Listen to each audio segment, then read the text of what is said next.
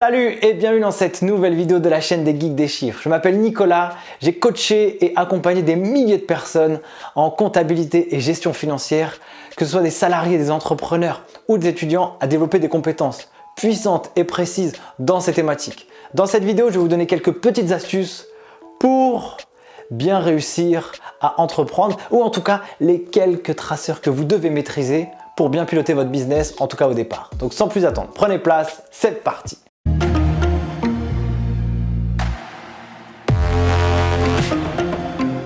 Dans cette vidéo, on va voir quelques petites astuces si vous allez vous initier à l'entrepreneuriat ou si vous démarrez un projet et que pour vous la finance et la gestion c'est vraiment loin. Alors déjà, pour moi, un bon entrepreneur ou un entrepreneur, ça ce sont mes propres, ce n'est que ma propre vérité et ça ce n'est que la propre vérité chez les Geeks des Chiffres.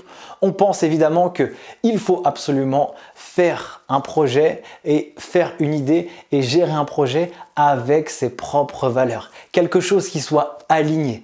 Pour nous, il n'y a rien de pire de faire un projet avec lequel vous n'êtes pas aligné parce qu'à un moment donné, ça risque de coincer. Si vous êtes absolument à fond dans l'écologie, faites un business qui va avoir un lien avec l'écologie. Si vous êtes passionné de cuisine, n'allez pas ouvrir un garage. Quand bien même le garage, il pourrait marcher. L'objectif, c'est quand même d'avoir un projet en lien avec ses valeurs. Et sur le projet, quelque chose qui est extrêmement important. Ne cherchez pas à devenir riche. Même s'il y aura des gens qui vont dire « Ah mais non Nicolas, c'est pas ça que tu devrais dire. » Si, moi je pense que en fonction de votre projet, en fonction de votre idée et la vision dans laquelle vous voulez aller et là où vous voulez porter le projet, l'argent ne sera que le résultat de ce que vous allez faire avant.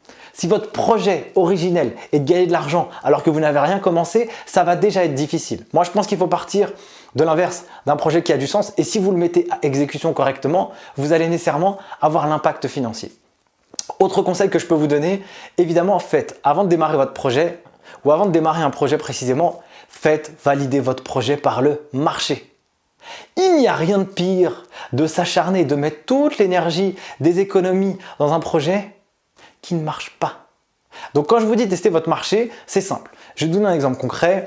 Par exemple, vous avez chez les Geeks des Chiffres, nous quand on a développé l'école en ligne au début, parce que moi je suis entrepreneur chez les Geeks des Chiffres, on a créé une école en ligne qui forme des salariés, des dirigeants en gestion comptable et finance. Et quand on a créé ce projet au début, et même les autres startups que j'ai développées au début, et ben moi c'est la seule chose que j'ai fait, c'est que j'ai fait un site internet, landing page, j'ai proposé un produit, j'ai fait 2-3 pubs, les gens ils sont venus sur la page et on voit ce qui se passe. Si les gens ils partent tout de suite, eh bien peut-être que le projet ou peut-être notre manière de parler n'est pas convaincante. On fait quelques pubs sur Facebook et on voit si les gens ils s'inscrivent à une newsletter. On voit si les gens ils s'inscrivent pour être informés de la sortie d'un nouveau produit. On voit si les gens ils veulent acheter le produit qu'on est en train de promettre, qui existe déjà.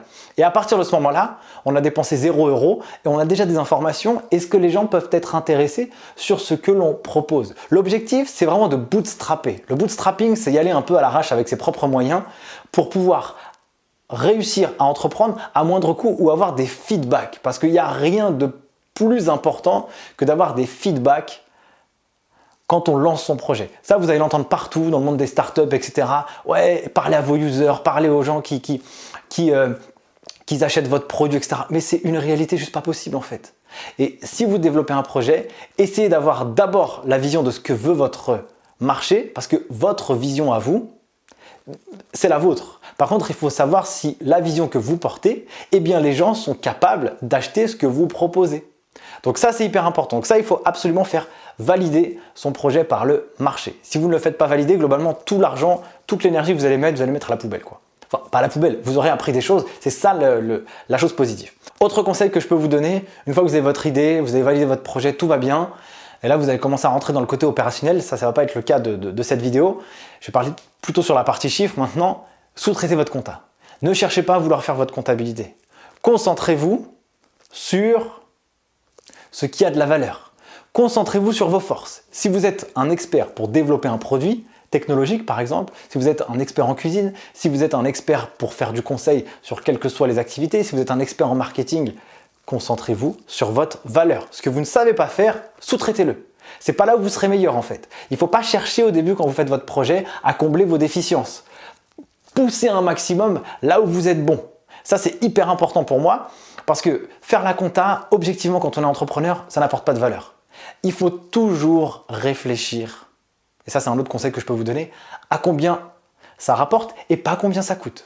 Quand vous faites quelque chose, réfléchissez à combien ça rapporte et pas combien ça coûte. À titre perso, moi, quand j'ai commencé à entreprendre, il y a plus de 5 ans, j'ai internalisé ma compta. Ça me prenait un temps de dingue. Ça veut dire que on a développé le projet, on a de la croissance, il faut s'occuper des clients, il faut aller faire des formations, il faut développer tous les centres de formation qu'on avait en France, et puis il faut faire les chiffres, il faut faire l'admin quoi. Enfin, il ne faut pas faire les chiffres, il faut faire l'admin, il faut traiter la compta. Et donc du coup, on avait des salariés, il faut s'occuper des salariés la journée, il faut manager, il faut développer la vision, il faut développer le produit, il faut développer le projet. Et puis moi, la nuit, à 4 h du matin, au lieu de dormir, au lieu de faire du sport, je fais de la compta quoi. Ça n'a pas de sens, parce que j'économisais juste 500 balles par mois quoi. Mais en fait, 500 €, ça me faisait perdre de la fatigue, j'étais fatigué, j'étais moins productif au travail, et donc du coup, j'avais moins d'activité, j'ai moins créatif.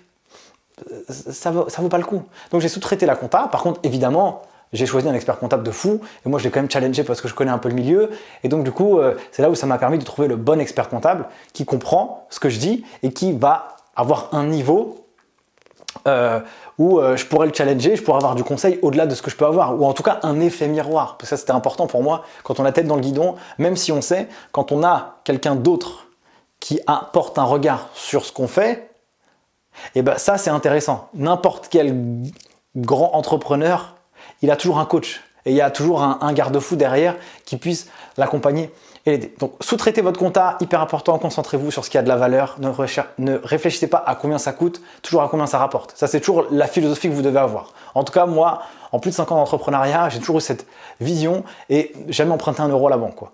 Et donc du coup, on a toujours financé notre projet avec des fonds propres. On a une fois une subvention pour un projet innovant, mais on peut dire que ça compte pas ça. Ensuite, autre point, formez-vous en finance. En tant qu'entrepreneur, dans votre équipe, si vous êtes seul, ok, si vous êtes à plusieurs, au moins il doit y avoir quelqu'un dans l'équipe, dans la team, qui doit absolument maîtriser les chiffres. Maîtriser, c'est pas devenir un expert en comptabilité, c'est pas devenir un expert en finance, c'est être un bon stratège financier.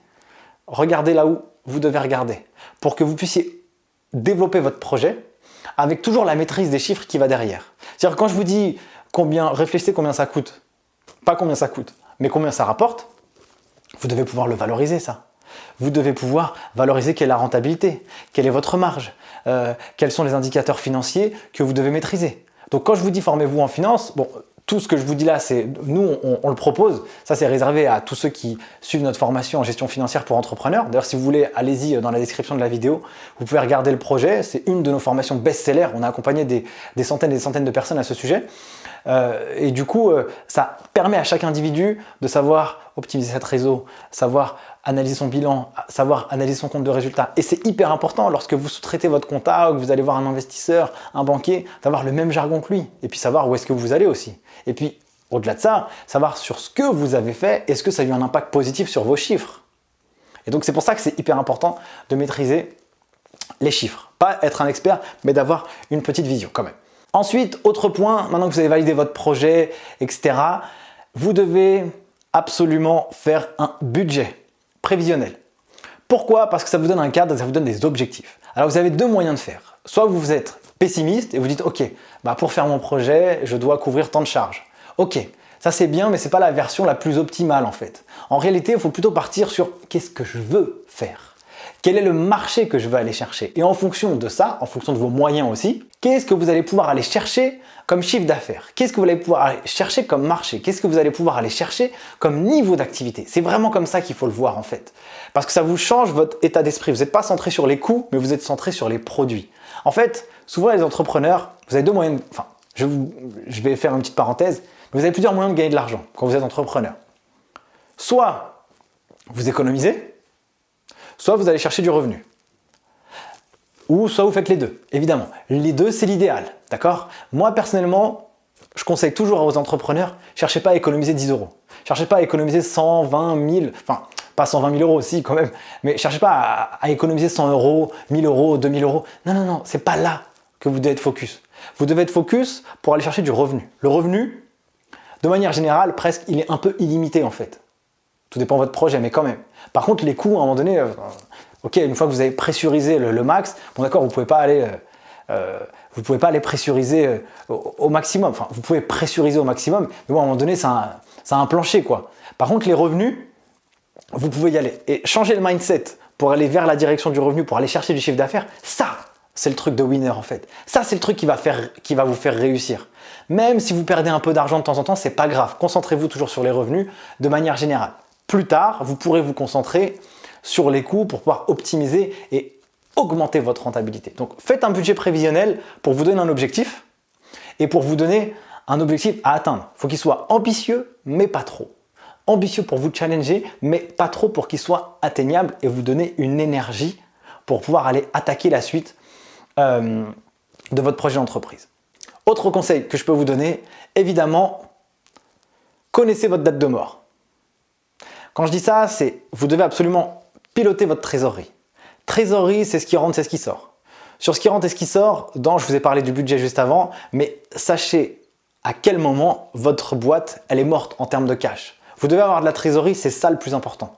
Entre guillemets, en tout cas au début. Vous devez avoir de la trésorerie, c'est ça qui est important, du cash. Et vous devez connaître votre date de mort. Si votre date de mort c'est dans 3 mois, alors vous avez 3 mois pour vous booster et aller chercher du chiffre d'affaires et de l'activité. Ou alors aller chercher des moyens de financement. C'est l'un des deux en fait. Soit vous allez chercher de l'activité et vous faites financer par vos clients. Moi c'est ce que je préconise. Toujours se faire financer par ses clients, c'est l'idéal et ça montre ça valide aussi l'intérêt de votre marché.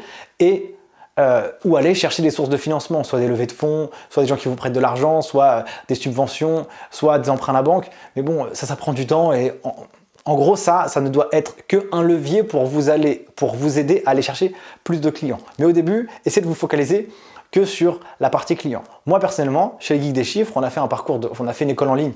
Eh bien, à chaque fois, on sort des formations en pré-vente et en précommande, ça nous donne 2 informations. Est-ce que déjà ce qu'on propose, est-ce que les gens y veulent? Et surtout, avant même de l'avoir développé, on a déjà du cash en fait. Donc ça veut dire qu'en fait, on a 2 informations qui sont positives. Et donc ensuite, quand on travaille avec la liberté de savoir que de toute façon, on a des clients qui nous achètent un produit qui n'existe pas. Donc quand il va exister et quand on va le faire, il sera encore meilleur parce qu'on aura encore beaucoup plus de choses concrètes à leur apporter. Mais en plus de ça, on vit avec de l'argent de nos clients quand bien même le produit n'existe pas. Ça, c'est quelque chose de fabuleux en fait.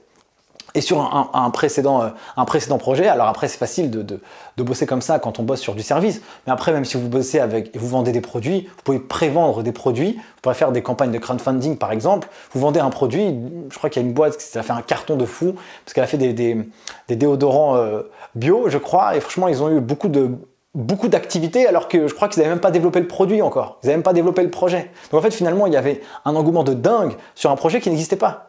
Je crois que c'est ça l'histoire, mais si je me rappelle bien, c'est ça. Donc ça, c'était assez récent, en tout cas au moment où je tourne la vidéo. Donc, connaissez votre date de mort, ça va vous permettre de vous challenger et de savoir qu'est-ce que vous devez faire comme stratégie. Ça va vous challenger pour aller chercher du CA ou ça va vous challenger pour aller chercher des moyens de financement. Autre élément, lorsque vous allez facturer à vos clients, soyez fou sur la gestion du recouvrement. Un bon chiffre d'affaires est un chiffre d'affaires encaissé. Si vous avez fait une facture à quelqu'un, alors déjà, je vais vous donner une astuce qui est imparable. Et croyez-moi, ça marche de manière générale. Lorsque vous faites une facture, quel que soit le client, faites une facture avec un paiement à date de réception. Commencez pas à dire « ouais, mais d'habitude, dans les grands groupes, c'est 30 jours. » Ouais, non. Par défaut, faites vos contrats avec une date de facturation à réception. Et si vous bossez dans la prestat de service ou même si vous vendez des produits, faites des acomptes. Demandez-le toujours.